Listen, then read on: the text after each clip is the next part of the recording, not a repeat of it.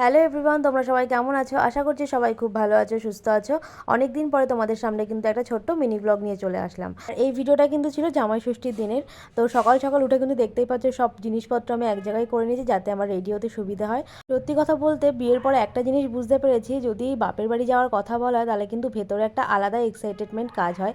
যার জন্য কিন্তু আমি একদম সকাল সকাল উঠে ঝটপট সব কাজকর্ম করে নিয়ে কিন্তু রেডি হয়ে নিয়েছি যে কখন আমি বাড়ি যাব। তো সুন্দর একটা শাড়ি পরে রেডি হয়েছে, যেহেতু প্রথমবার ষষ্ঠী, এবার একটু তো সাজুগুজু করতেই হবে।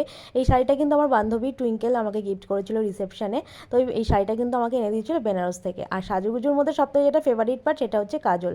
কাজল ছাড়া কিন্তু আমি একদমই চলতে পারি না বলতেই পারো। তারপর একটু লিপস্টিক, ছোট টিপ আর একটু ফাউন্ডেশন ইউজ করেছিলাম। আর সব শেষে কিন্তু ছিল সিঁদুর, যেটা না পরলে কিন্তু একদমই সম্পূর্ণ লাগে না একটা বিবাহিত মেয়েকে।